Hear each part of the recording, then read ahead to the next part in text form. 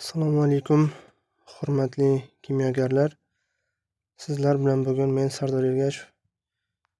Mega kimyo 2022-yil birinchi mavzu masalalari ko'rishda davom etamiz. Hozir ko'radigan masalalarimiz birinchi mavzudan 6-chi masaladan 10-gacha, 10-chi masalani o'zi ham yechimlarini ko'rib chiqamiz. Demak, 6-chi masalamiz 112 gram temirdagi modda miqdorini aniqlang. Demak, bizda temirni massasi 56 gram taqsim molga teng. Modda miqdorini topsak, berilgan massa bizda 112 gram. O'shani temirning molyar massasi 56 gram taqsim molga bo'lsak, gramlar qisqarib ketadi.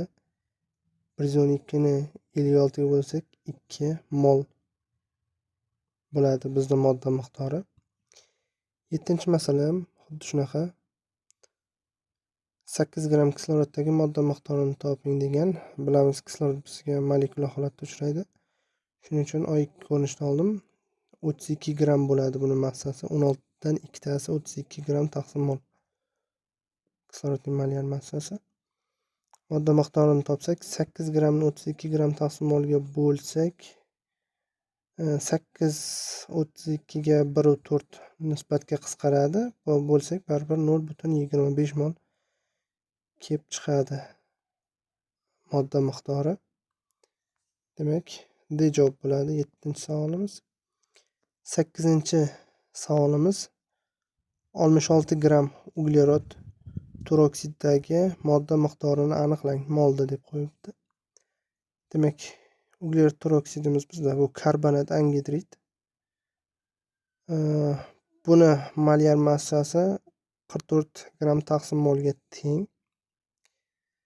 Modda miqdorini topsak, 66 gram berilgan masalada bizda 66 gramni karbonat angidridni molyar massasi 44 gram taqsim molga bo'lib olsak, gramlar qisqaradi. Demak, 66 ni 44 ga bo'lib olsak, 1,5 mol kelib chiqadi. Demak, 9-chi masalaga kelsak, 117 gram osh tuzidagi, ya'ni natriy xlor modda miqdorini aniqlang. Demak, osh tuzimiz formulasi natriy xlor, molyar massasi 58,5 gram taqsim molga teng. Modda miqdorini topsak, 117 gramni 58,5 gram taqsim molga bo'lsak, gramlar qisqarib ketadi. 117 ni 58,5 ga bo'lsak, 2 mol kelib chiqadi. Demak, 9-chi savolimizning to'g'ri javobi B javob bo'ladi. 10-chi masalamiz 110 gram karbonat angidrid, ya'ni CO2 dagi modda miqdorini aniqlang degan. Karbonat angidrid yuqorida ham ko'rdik, molyar massasi 44 gram taqsim molga teng. Modda miqdorini topsak, 110 gramni 44 gram taqsim molga bo'lsak, gramlar qisqarib ketadi va bizda 2,5 mol kelib chiqadi. Demak, 10-chi masalamizning to'g'ri javobi B javob bo'ladi. E'tiborlaringiz uchun rahmat.